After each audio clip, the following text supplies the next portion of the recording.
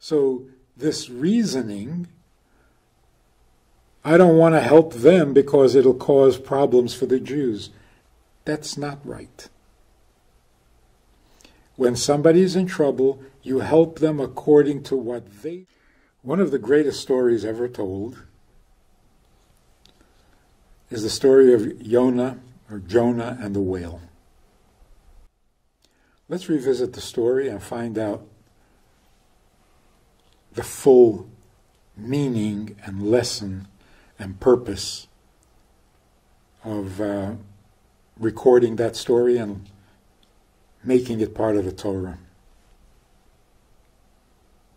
God comes to the prophet Jonah, and he says, go to the city of Nineveh and prophesize. Tell them that if they don't repent in 40 days, the city will be destroyed. Nineveh was a very sophisticated for its time.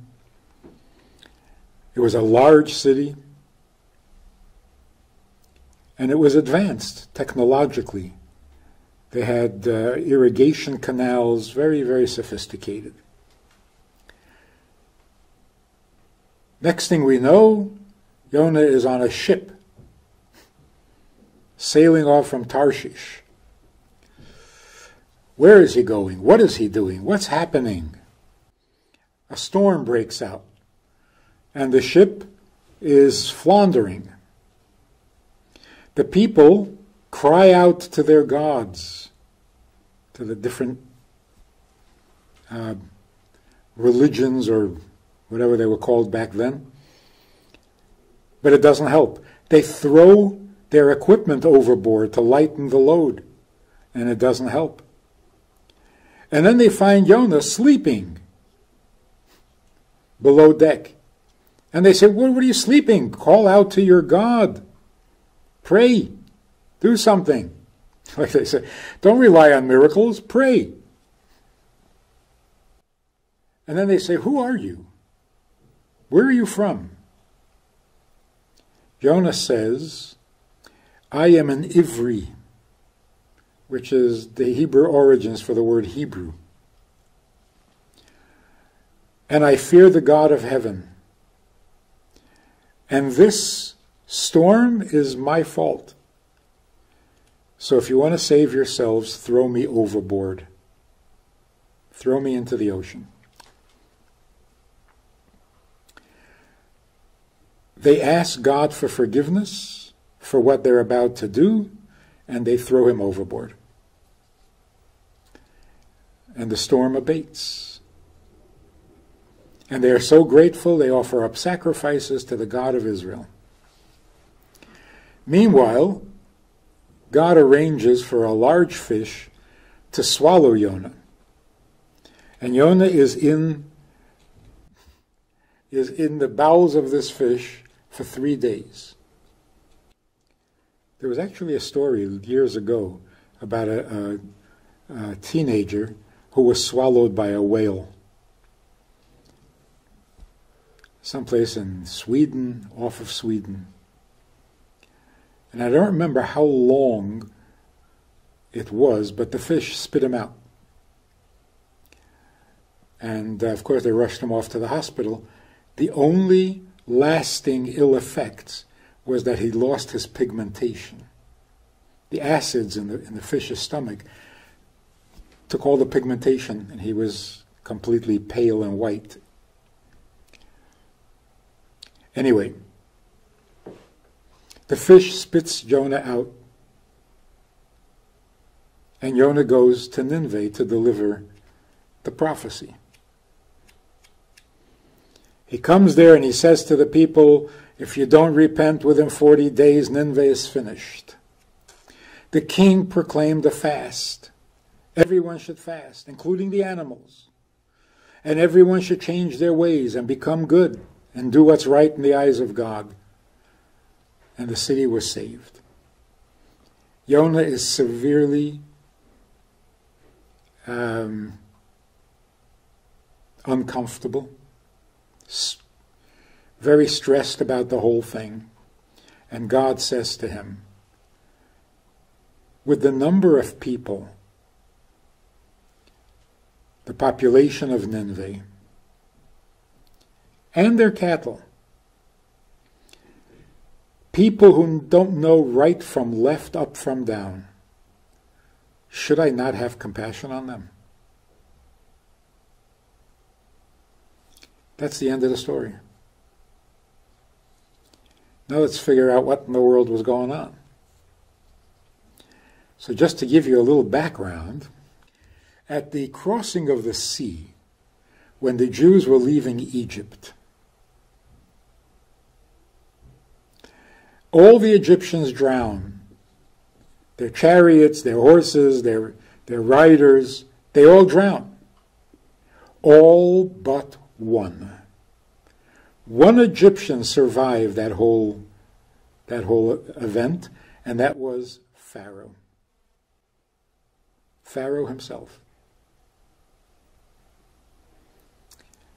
A few years later, Pharaoh is the king of Nineveh.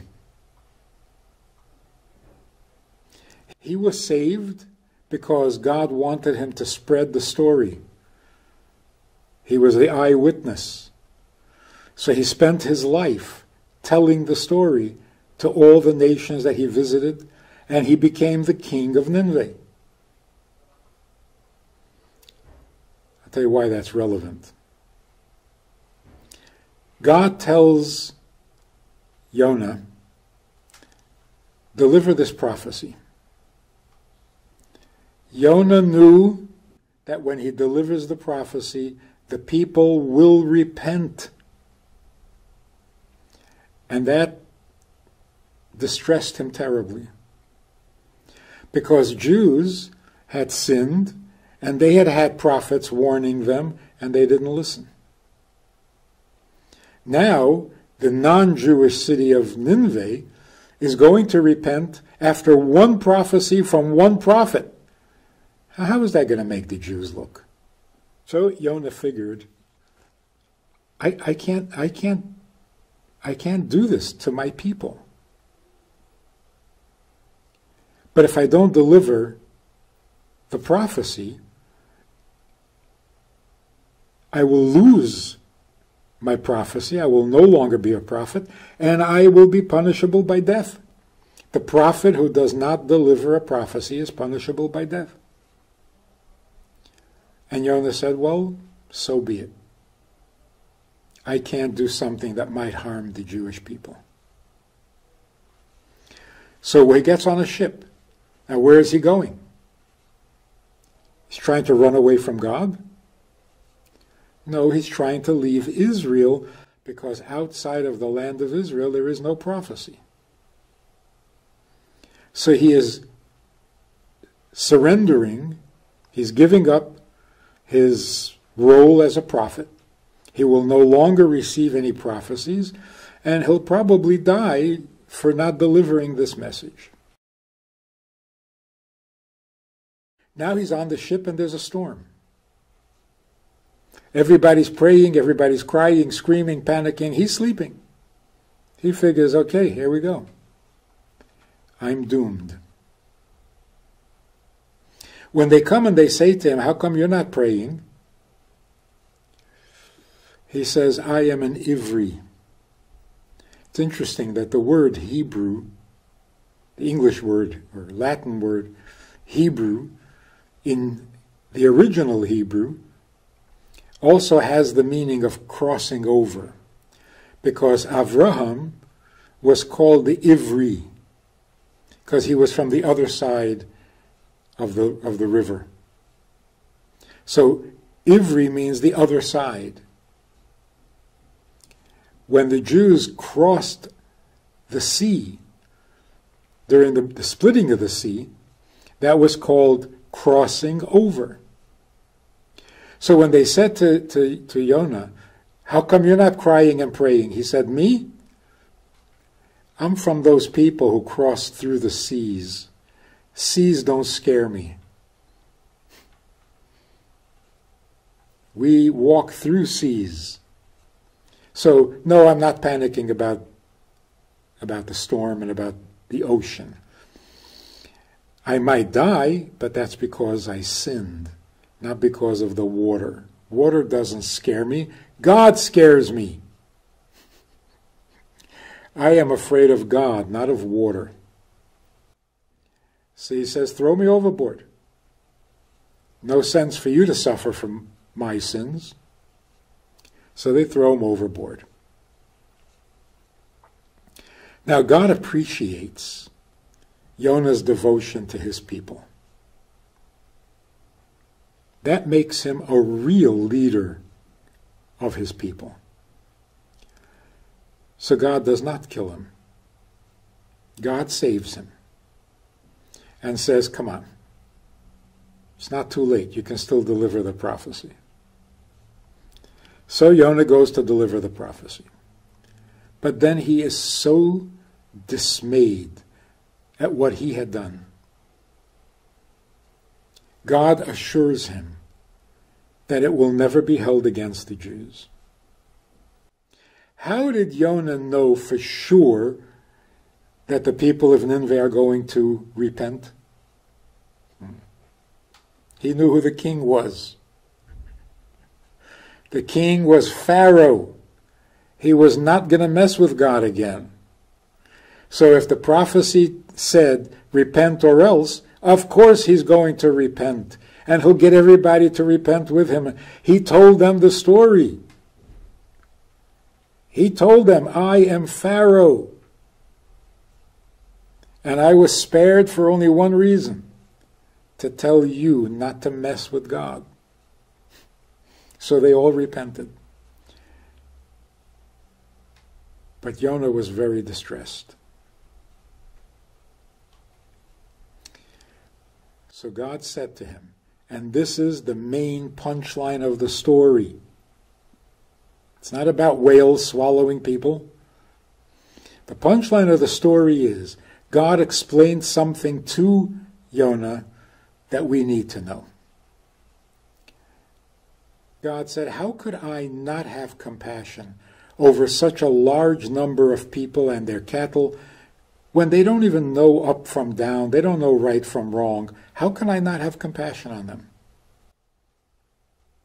And guide them through a prophecy to a better way of life. So here's what God is saying.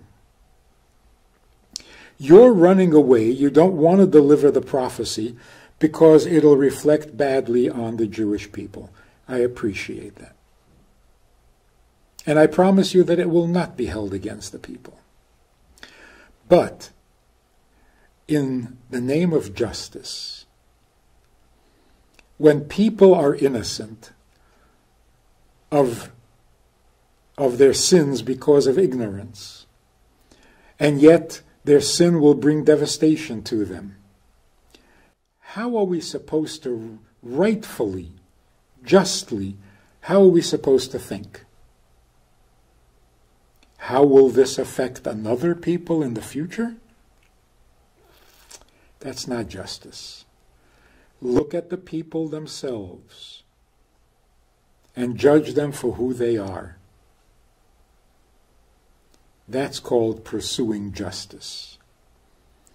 So this reasoning, I don't want to help them because it'll cause problems for the Jews, that's not right.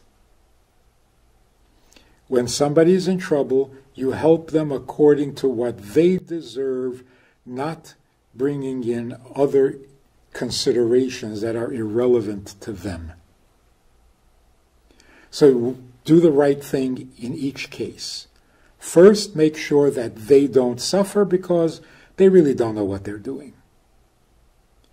The ramifications on how that's going to affect another people in the future, that's your second project, not your first. The first project is, how can you not have compassion on these people? That's what's on the agenda today. And it's a little reminiscent of Avraham and Sarah send Hagar away with her child. And the child is crying. because he's thirsty. They're in the desert and their water dried up. But this is Ishmael, who had to be sent away because he was corrupting Isaac. So his mother, understanding and knowing who this boy was, gave up hope. But God says to her, why are you despairing? The boy is crying and God has compassion. The fact that he will grow up to be a wicked man, that's not how God works.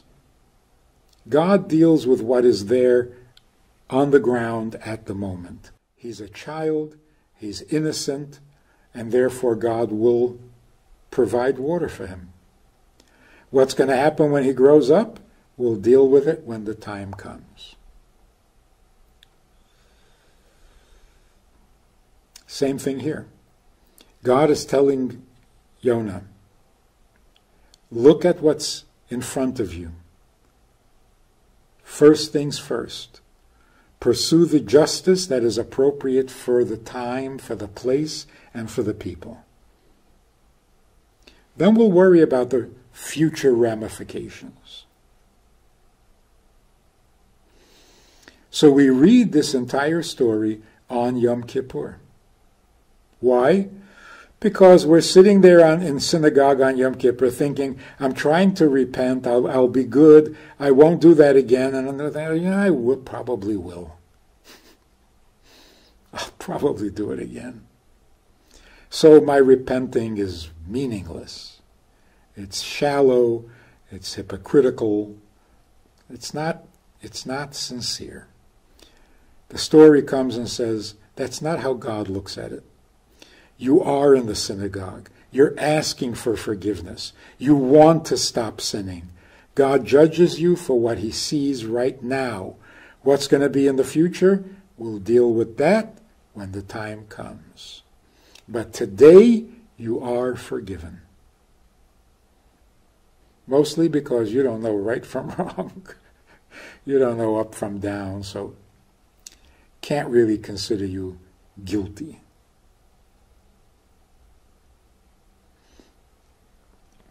This is an interesting lesson for some of those people who are so critical, terribly critical, of their own people. Some rabbis who find that every Jew who isn't living up to the maximum observance level that they think is necessary, they have some pretty harsh things to say about them. But look at here. The city of Nineveh. God says, how can I not have compassion on them? They don't know left from right.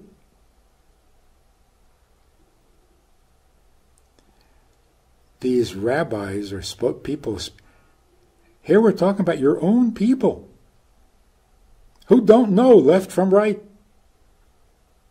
And you condemn them? So unacceptable. So that is the rest of the story on Jonah and the whale. The punchline is, treat everyone according to what they deserve at the moment. Don't project, don't predict, don't punish them for what might be tomorrow.